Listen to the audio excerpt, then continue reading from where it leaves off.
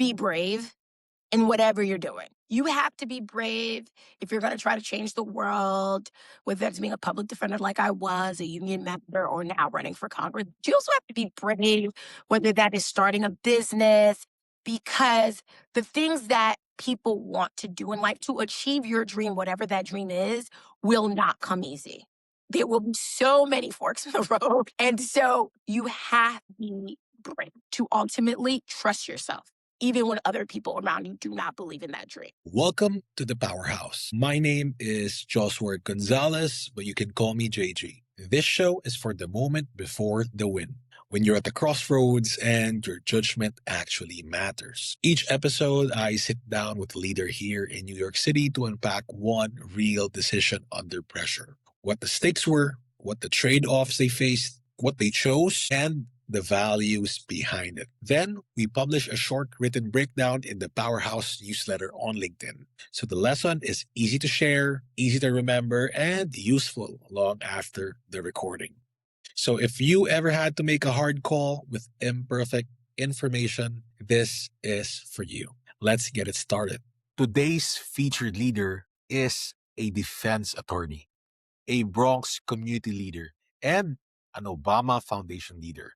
Let's welcome, running for Congress to represent New York, Dalourny Nemorin.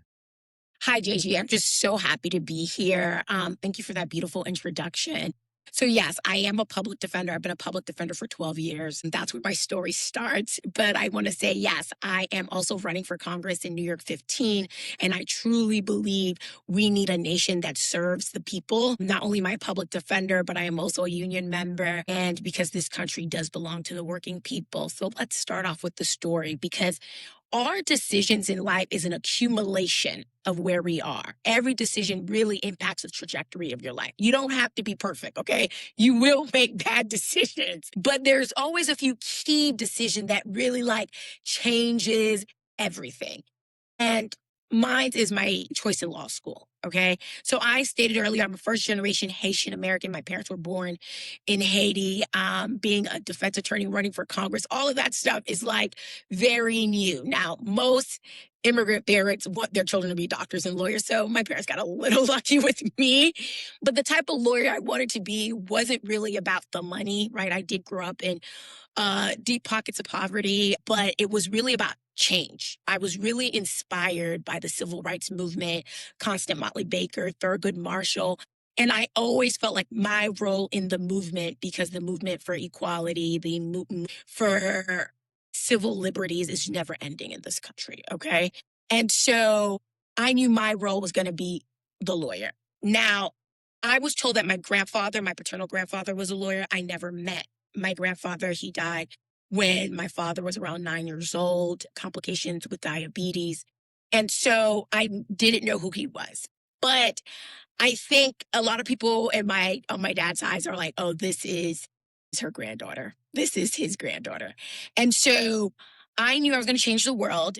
When I knew I was going to change the world, you guys, in third grade, I went to oncology summer camp because I told my parents I was going to find the cure of cancer. Okay. I did not find the cure of cancer. I'm really bad at science. But I did learn that insurance is a scam in this country.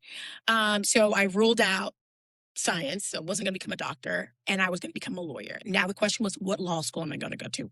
I'm a first generation. My parents don't have a lot of money. They're just proud of me, but they really can't guide me in the nuances of the decision. Now, I told you earlier, I'm inspired by Thurgood Marshall. And so I was going to go to Howard Law, which is the school Thurgood Marshall went to. And then I was walking around my undergrad campus.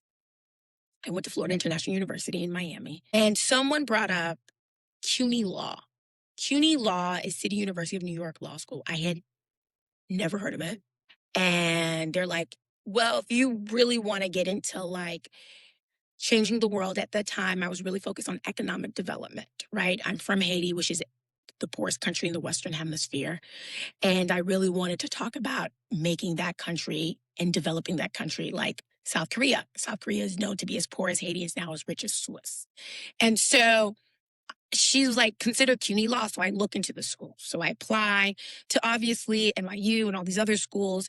But I was like, I'm going to go to Howard, and then I applied to this like CUNY Law thing, right? And so the question is, and you guys need to know one more pack about the story, is that in undergrad, I wanted to go to Howard. I didn't get a full ride. And so I was very inspired by the show called It's a Different World. It's about HBCUs and life as in Black schools. But I didn't get a full ride. I only got a partial scholarship. Again, I'm first generation. I'm thinking about debt.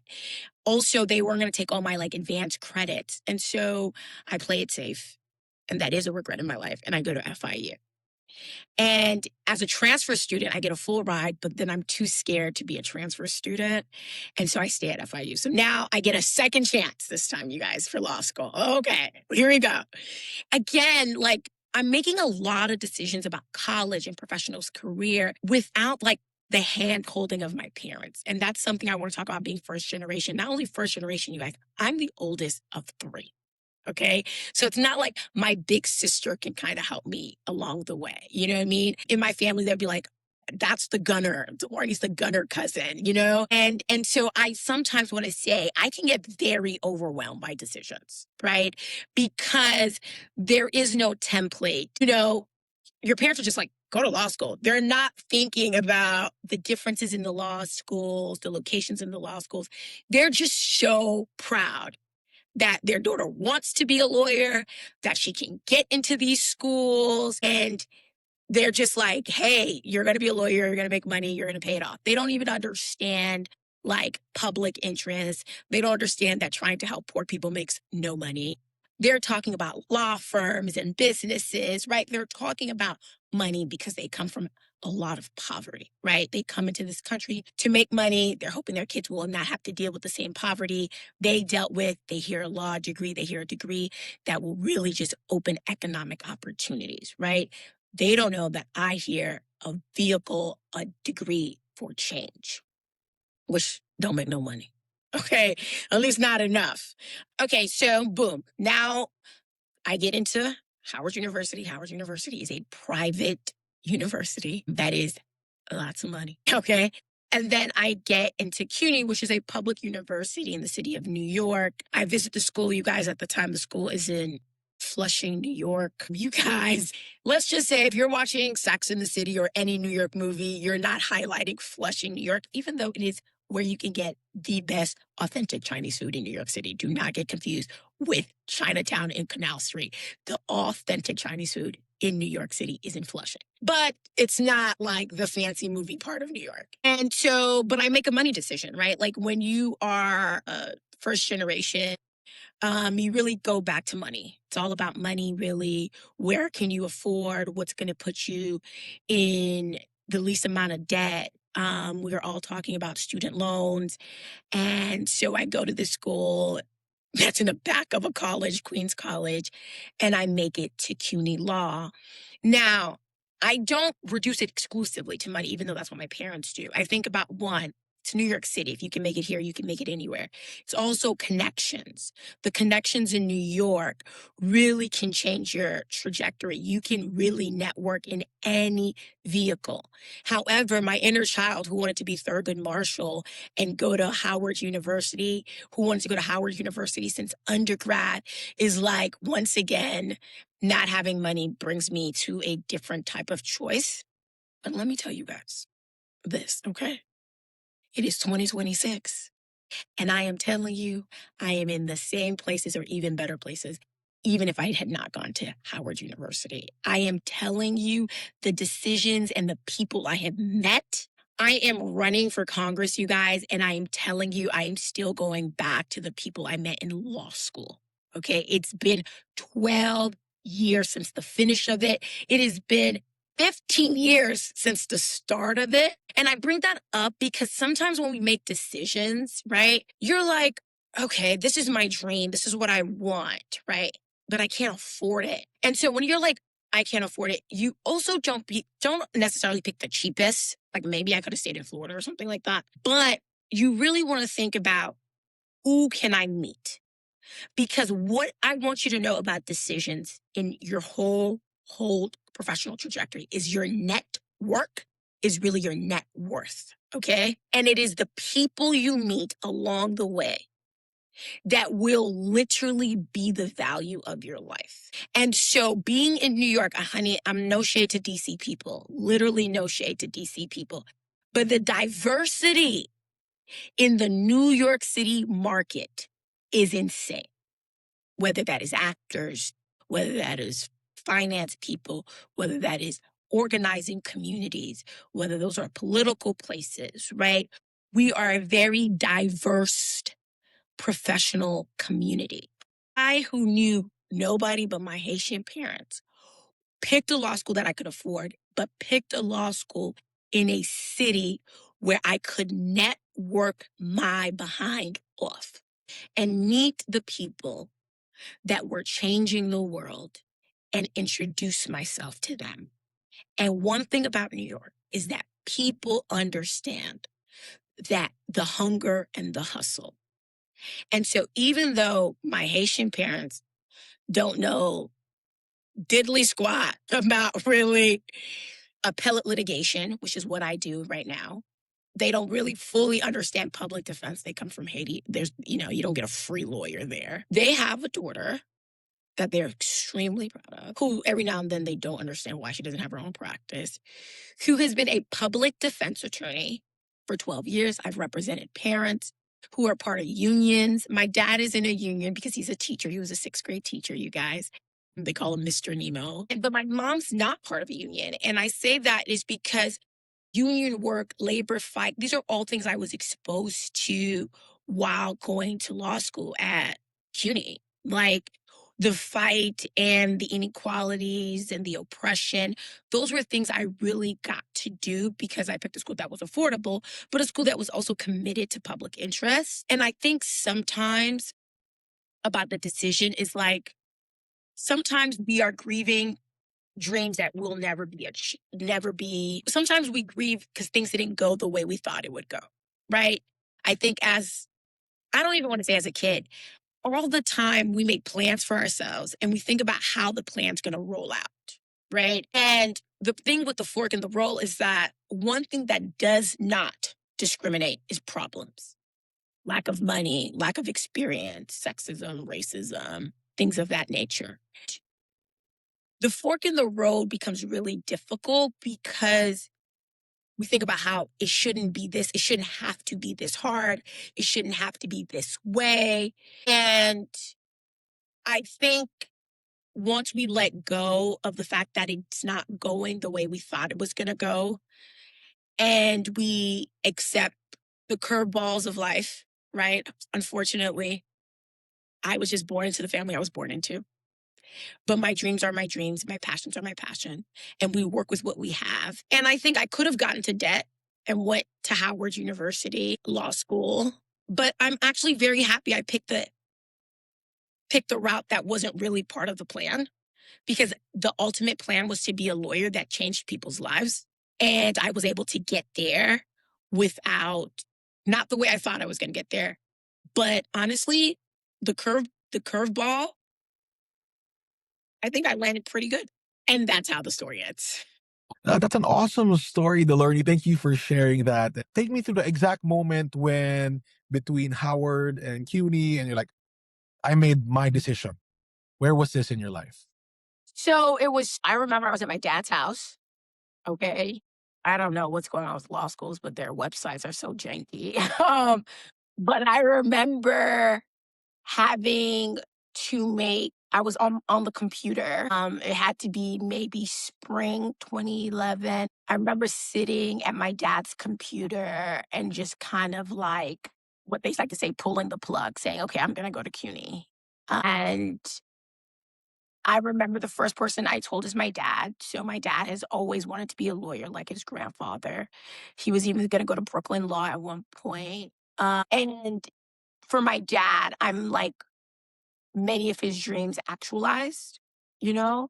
And so it makes sense that the first person I told was my dad and that I was on his computer.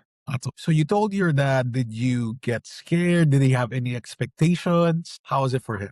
My parents they're foreign to this country, right? And so he's just excited his daughter's going to law school. I think my dad would have preferred Howard. I think there's a prestige to Howard Law. Till this day when Kamala ran for president, my dad's like, "Oh, you could have, I'm in a Howard Law." And so there is, and remember, because I was supposed to go to Howard undergrad, and so I think there's maybe a little bit disappointment, but also understanding the reality of the cost, Right. right? But still, overall, like my daughter's going to law school. I'm just happy that she's going to law school. What would it cost for Howard and CUNY in terms of like finances of the tuition? Because first generation people would like, okay, how did she think about it? All in can be approximately $100,000, Right. which would include even housing and living in New York City. I mean, Flushing is a lot cheaper than other parts, and we're talking about 2011. As Howard was clearly somewhere between $150,000 to $200,000. Right. Also, you are maxed out of how many federal loans you can get. A lot of people who go to private law schools also have private loans, Oh, student loans. And so all of my student loans are federal, which is just, and I knew that I was going to go into public interest. So because being so I'm first generation Haitian American, but right. I'm technically also like I'm a first generation lawyer, right? No, like my parents did not go to law school. And even though my grandfather was a lawyer, it's not in a very traditional way, he's a lawyer in Haiti. And so many people who become first generation lawyers think about um, big law, right? A place where you're going to make sufficient money to be able to pay off these student loans and not be like shackled with them. You know what I mean? And so the fact that I was going to be a lawyer and I knew that I was going to be a lawyer because I wanted to help people. I mean, you were talking, JG, about values. Like, my parents really do not understand public interest, really just think I'm going to be a lawyer and be a big lawyer, right? Like, that is something I think they had to get used to, that she wants to be a lawyer that like helps people and not a lawyer that makes a lot of money. And that I think is something they'd be like, "Oh, you defend murderers." Like, "Mom, I'm a defense attorney.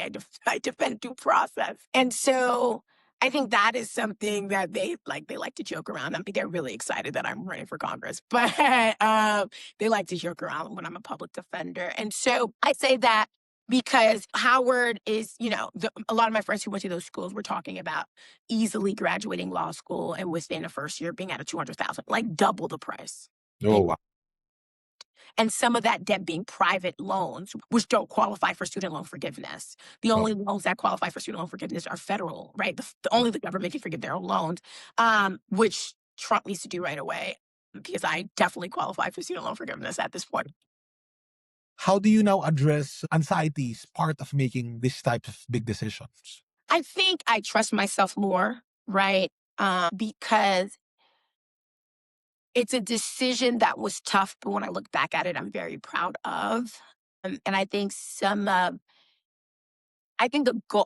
benefits of getting older is you think about how much you survived these forks in the road, and every time. And so I think the anxiety of every decision is still anxiety, but every time you make it past one fork in the road, you're like, okay, I can make it past the next, right? It's like a little less dramatic. I mean, it's still a little like, oh, here we go again. But every time you survive one fork, you're like, okay, I'm at a different level now. I trust myself. I can cut through the anxiety. I can cut through the naivete of life, right? Because one thing, like I said earlier, one thing that does not discriminate is problems, right? So it rarely happens the way you think it's going to happen, but that doesn't mean it's not going to happen.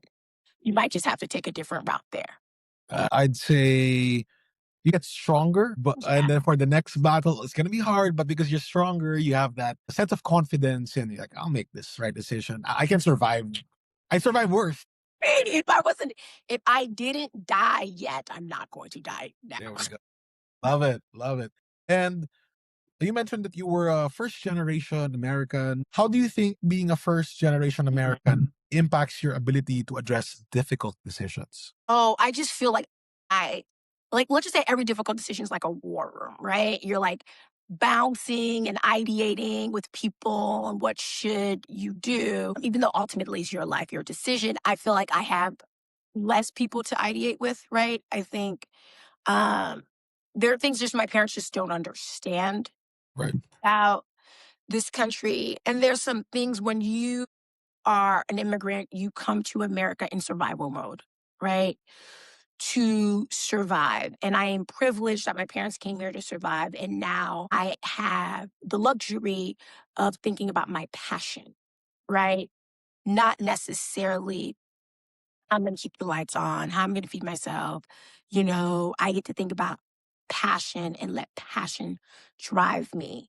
But when you've been in survival mode, like my parents have been for so long and don't understand the country and how it works, you know, there's advice they can't give you. And you also have to take their advice with a grain of salt because they're coming from a place of survival and a place where they didn't have the luxury to think about passion. And so it does feel like you have less people in your war room. And especially as the oldest of three, you're kind of like charting the ship alone, But I think especially in New York, there's a lot of people with similar stories who are older. And so you have mentors that you're leaning on, and you're creating a network for yourself of people who can help advise you because they understand what it is to either be first generation American or first generation lawyer, or to be, New York City is full of people who are very passionate about things, and their passion um, guides them more than profit. And so I think, that's kind of how that's your network. And those are the people you use as inspirations and guidance when making these decisions because your parents can only help to a limit. In the end, there will come a time your parents will also not know what the right decision is for you. It's you. Now it's you. At a certain age, you make your own decision. This is your life.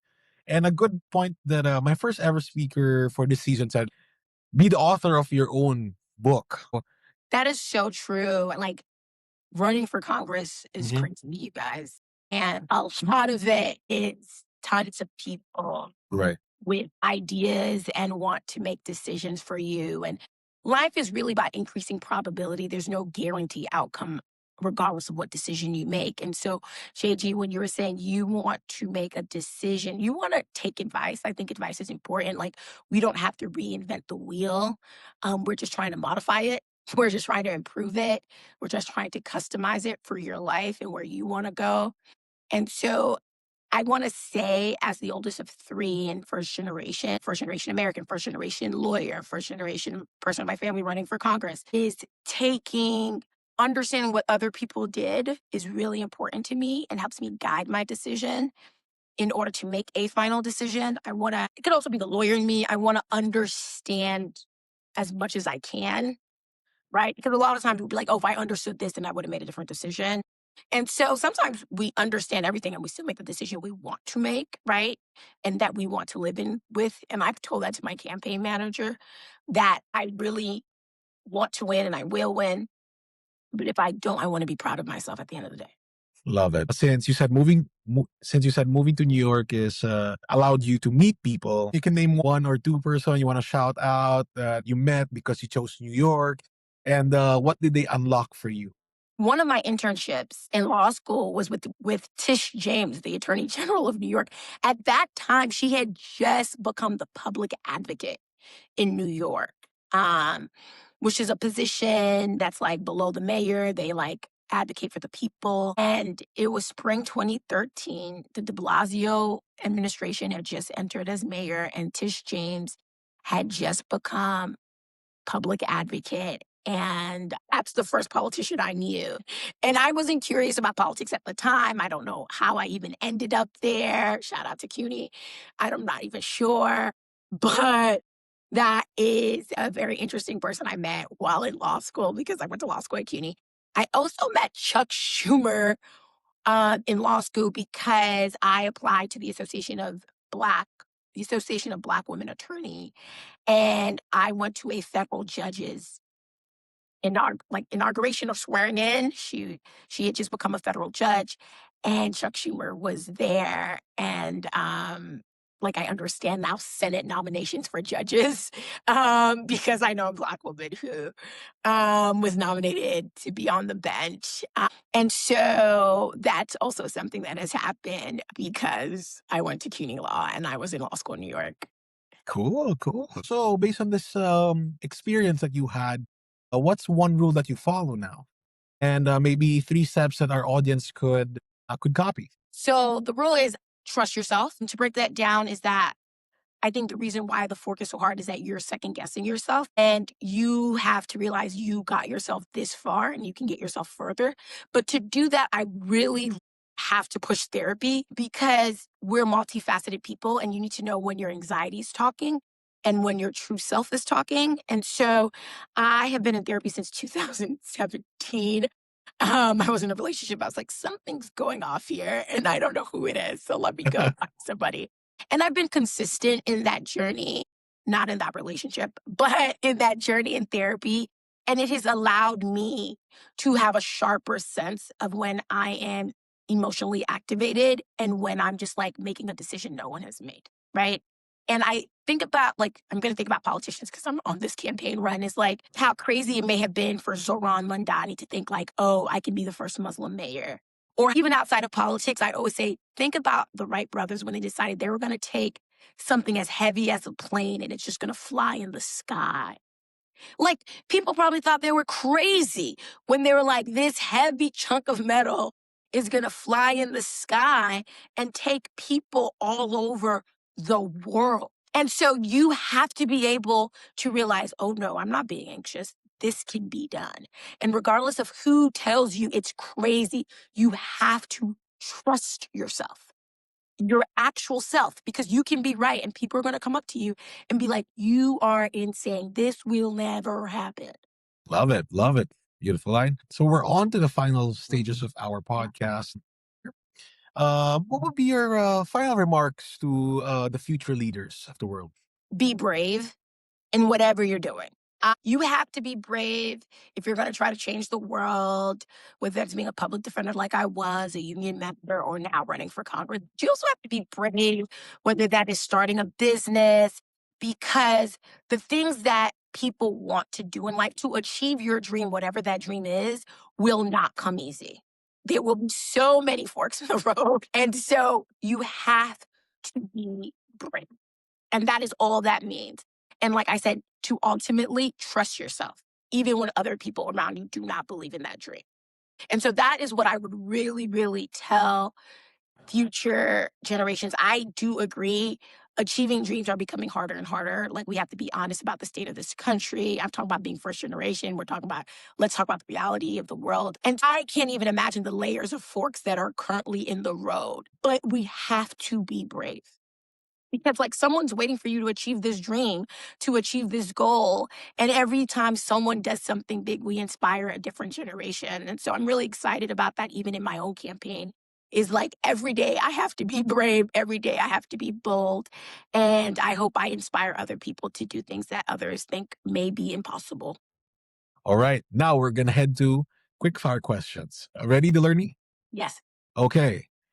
Okay. What's your go-to New York City comfort meal?